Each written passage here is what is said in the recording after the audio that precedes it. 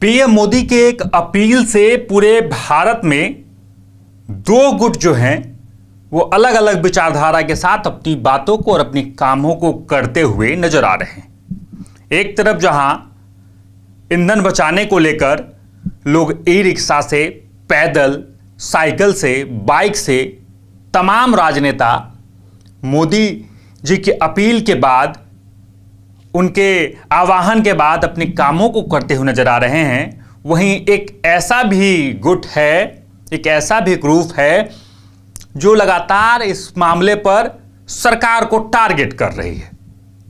Target करने के बाद पूरे समाज के एक पक्ष में पैनिक सा माहौल है कि क्या भारत आर्थिक संकट से गुजर रहा है। एक बहुत बड़ा सवाल है, लेकिन उस सवाल से पहले हम आपको बताते हैं कि प्रधानमंत्री नरेंद्र मोदी ने पब्लिक से क्या अपील की थी, क्या आह्वान किया था। पहले एक बार ये सुनिए। साथियों, आज जो संकट है उसमें हमें विदेशी मुद्रा बचाने पर भी बहुत जोर देना होगा, क्योंकि दुनिया में पेट्रोल डीजल इतना ज्यादा महंगा हो गया है, पहले से कई गुना ज्यादा कीमतें बढ़ गई है। तो हम सबका दायित्व है कि पेट्रोल डीजल की खरीद पर जो विदेशी मुद्रा खर्च होती है, पेट्रोल डीजल बचाकर हमें वो मुद्रा भी बचानी है। देखिए, प्रधानमंत्री नरेंद्र मोदी ने कहा था कि आप कम तेल खपत कीजिए, कम सीएनजी खपत कीजिए, सोने की खरीदारी अगले 1 साल तक बंद कर दीजिए। अब इन तमाम चीजों से क्या होगा कि विदेशी मुद्रा भंडार जो है वो अच्छे से बचा रहेगा, यानी असर उस पर कम होगा।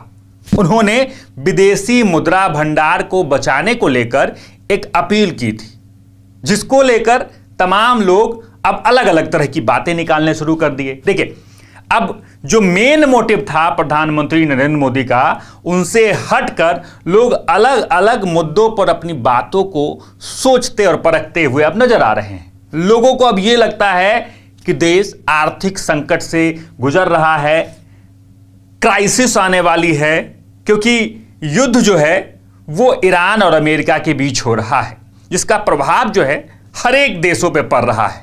अब हर एक देश में भारत भी आता है, तो भारत अपने स्थिति के बचाव के लिए, अपने विदेशी मुद्रा के बचाव के लिए एक पहल करना हर एक देश के लिए जरूरी है। तो आपको यह जानकर खुशी होगी कि भारत विदेशी मुद्रा भंडार में अभी चौथे और से लेकर 5वें स्थान तक है, यानी 5वें स्थान पे मान लीजिए कि भारत 5वें स्थान पे विदेशी मुद्रा भंडार में है। भारत के पास 690 अरब अमेरिकी डॉलर विदेशी मुद्रा है, यानी एक बहुत बड़ा अमाउंट। आपको बता दें कि फरवरी महीने में यह आंकड़ा जो था अपने हाईएस्ट लेवल पे गया था, यानी 728 अरब अमेरिकी डॉलर। यानी अब वो स्थिति जैसे ही क्राइसिस आई, कच्चे तेल के दाम बढ़े, उसके बाद सोने का आयात और निर्यात जो है वो ज्यादा बढ़ा, जिसका प्रभाव पड़ा, तो 690 अरब अमेरिकी डॉलर अभी विदेशी मुद्रा भंडार भारत के पास है। और ये भंडार अगर क्राइसिस भी आ जाती है तो भारत अभी इतना पावरफुल है कि इस विदेशी मुद्रा भंडार के साथ अगले 12-13 महीने तक काम कर सकता है बिना कोई टेंशन के। ये आप एकदम सीधे तौर पे ये क्लियर कर लीजिए कि ऐसा कोई फाइनेंशियली क्राइसिस नहीं आ गया है जिसको लेकर पैनिक होने की जरूरत है। अब सबसे बड़ी बात है कि ये अपील की गई थी क्योंकि आप उसे बचाइए।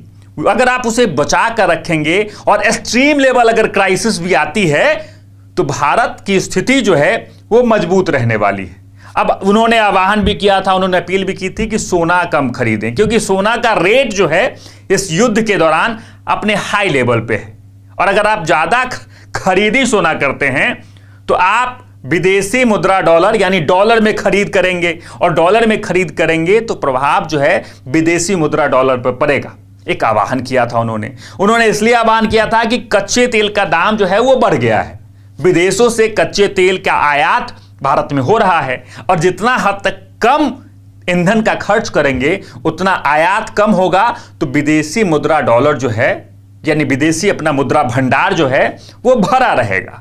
स्थिति अभी भी बेहतर है क्योंकि भारत अपने हाईएस्ट पीक पे भी गया है, चौथे स्थान तक पहुंचा है, अभी उसी स्थिति में बरकरार भी है। और अगर ये स्थिति भी इस प्रकार से बनी रही, फिर भी भारत अगले 12-13 महीने आराम से काम कर सकता है, कोई पसोपेश नहीं होगी। लेकिन इन तमाम चीजों को अलग अलग तरीके से दिखाने और बताने का अलग अलग जो है लोग प्रयास कर रहे हैं। खैर, इन तमाम खबरों को लेकर आपका क्या कुछ कहना है कमेंट बॉक्स में जरूर लिखें और देखते रहें सच टॉक्स।